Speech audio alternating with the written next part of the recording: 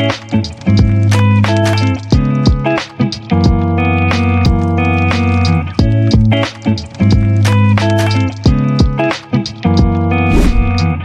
it alone. Good. Say it with me. Do it alone. Say it again. Through hell and high weather. Through hell and high weather. Your speech doesn't hold water. Your speech doesn't hold water. Let's start. Welcome to All English. Absent-minded. Absent-minded. Just as it was indicated here, absent jechuun hafuu minded ka jedhu immoo sammuudha. So absent-minded jechuun sammuu hafuu osoo hin taane irraanfachuu, dagachuu. Fakkeenyaaf abaluun baay'ee dagata. Just I forget things easily. Salphamatti waan hundumaan hin dagadha. Wantoota tokko hin dagadha jechuun baay'ee irraanfata ka jedhu yookiin baay'ee irraanfachuun absent-minded jechuudha. Fakkeenyaaf he's absent-minded. He's absent-minded.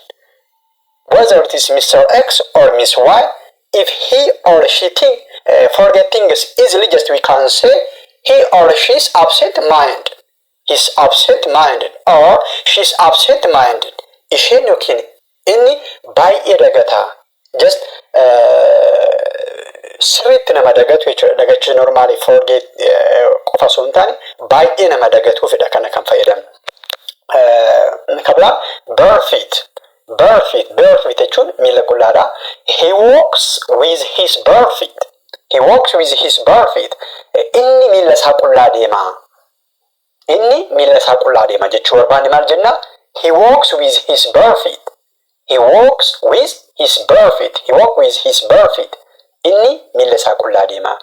Abaluun miila isaa qullaa deema jechuu barbaanne afaan Ingiliffaatiin maal jenna? He walks with his bare feet. Good. Don't walk with your bare feet. Don't walk with your bare feet. Just if you want to advise somebody, miila kee qullaa hin deemin jechuu barbaanne nama tokko gorsuu barbaanne, just in English, just we can say that. Don't walk with your bare feet. Don't walk with your bare feet. Good.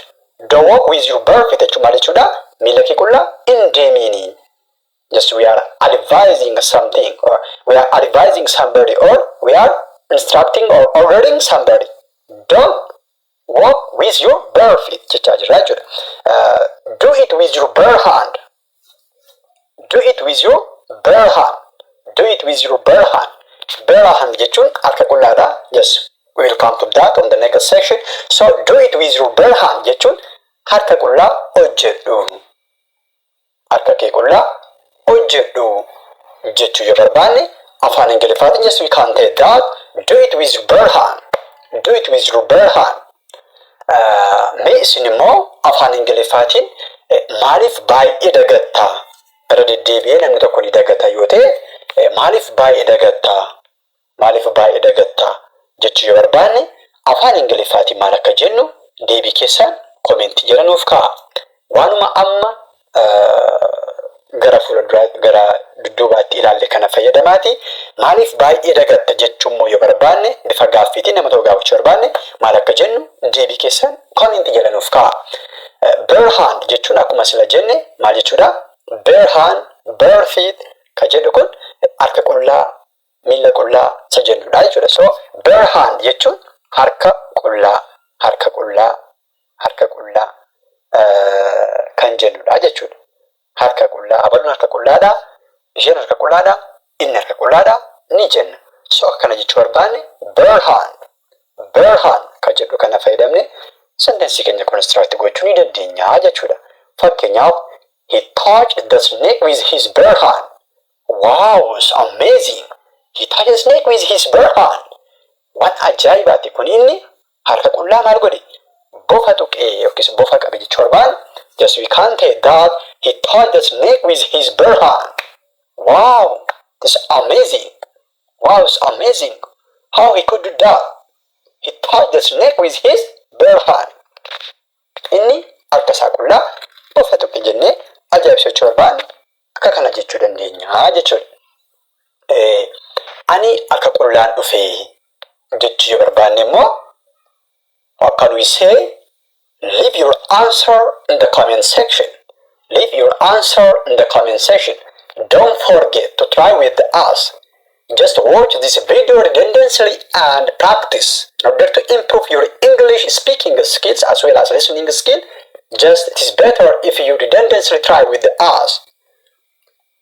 If you are new and found this channel helpful, please don't forget to subscribe, like as well as share it. Good. Thank you for being the part of this All English channel. Akkuma kana immoo isheen miila qullaa fiigdi. Isheen miila qullaa fiigdi. Isheen miila qullaa fiigdi jechuu yoo barbaanne afaan Ingiliffaatiin maal akka jennu deebii keessan koomentii jala nuuf kaa'aa. Let it be. Let it be. Let it be. Let it be ni jenna. Kana jechuun ni haa ta'u. Actually speakeriin kun namni kana dubbachaa jiru kun totaalii itti hin amanne waan sanatti. Garuu ni haa ta'u. Let it be. Ni haa ta'u. Ni haa ta'u jechuun let it be jennaa jechuudha afaan Ingiliffaatiin tutti namaniin akkasumatti ni haa ta'u. Ni haa ta'u jechuudha let it be. Let it be jechuu dandeenyaa jechuudha. You deserve it. You deserve it. You deserve it. He deserve it. She deserve it. I deserve it. Kanaafan kana fakkaatan yeroo hedduu ni jenna. Kun siif mala naaf ta'a siif ta'a isa jennudha jechuudha. Fakkeenyaaf you deserve it jechuun siif mala. Namni ta'e wayii waan ta'e achievement kura gaafa ga'u congratulations. You deserve it. Congratulations. She deserve it.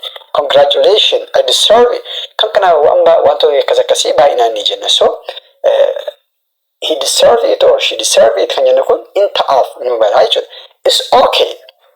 It's okay. It is okay. It is okay. Gaariidha haa ta'u. Haa ta'u gaariidha jechuu barbaanne akkuma silaa let it be sana bifa kanaatiin it's okay. It's okay. Kunis yeroodhaa gara yerootti baay'inaan ni fayyadamna. So gaariidha haa ta'u haa ta'u jechuu barbaanne it's okay. It's okay jechuu dandeenyaa jechuudha. Mee isin immoo afaan Ingiliffaatiin natti hin fakkaatu. Natti hin fakkaatu garuu ni haa ta'u. Wanna ati jette kun yookiis wanta audiensiin keenya kun jechaa jiru yookiis immoo inni nuyi ifaan haasa'aa jirru kun jechaa jiru totaalii itti amannee garuu natti hin fakkaatu haa ta'u jechuu yoo barbaanne afaan Ingiliffaatiin maal akka jennu deebii keessan koomentii jala nuuf kaa'aa. Deebii keessan koomentii jala nuuf kaa'aa. Akkuma kanas immoo dhimmichi ariifachiisaadhaayi. Dhimmichi ariifachiisaadhaa. Dhimmichi ariifachiisaadhaa jennee nama tokko gaafachuu yoo barbaanne afaan Ingiliffaatiin maal akka jennu deebii keessan koomentii jala nuuf kaa'aa. Afaan Ingiliffaatiin dhimmichi ariifachiisaadhaa jechuu barbaanne maal akka jennu deebii keessan koomentii jala nuuf kaa'aa. Leave your answer in the comment section.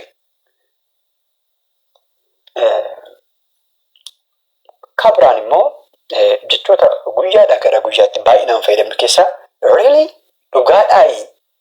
Dhuguma haasaa jirtaa moo are you joking? Are you joking? Hinqoossaayi. Kanaaf kana fakkaatan ni jenna. Kana keessaa dhugaadhaawo dhugaamoo dhuguma kee jechaa jirtaayi jechuu barbaanne maal jenna? Really? Really? Are you serious? Are you serious? Really? Are you serious? Jechuu dandeenya jechuudha. Sanuma really jechuu dandeenya. Are you serious? Jechuu dhugaamoo wantichi dhugumaa jechuu dandeenya. Inni kabiraan immoo accidentally. Accidentally. Accidentally jechuun purposely yookiis immoo intentionally akkasa silaa osoo hin taane akka diingata akka tasaa jechuudha. Accidentally. Accidentally. Accidentally akkas ta'e fakkeenyaaf ani itti yaannee garuu akka diingataa kana ta'e jechuu barbaanne kana fayyadamne accidentally ka jedhu kana fayyadamne egaa keenya dabarfachuu dandeenya jechuudha. Good. Let's see this example. It's done accidentally. It's done accidentally. Akka tasaatti yaadeen miti wanti kuni jechuu barbaanne is done accidentally. Is done accidentally jechuu dandeenya jechuudha. Accidentally is done accidentally jechuu dandeenya jechuudha. Is done accidentally. Good. Akka tasaattiin dhufe jechuu yoo barbaanne immoo afaan Ingiliffaatiin maal akka jennu isin immoo deebii keessan komentii jala nuuf kaa'a. Itti yaadeen osoo hin taane akka tasaattiin dingata dhufe jechuu barbaanne maal akka jennu deebii keessan komentii jala nuuf kaa'a.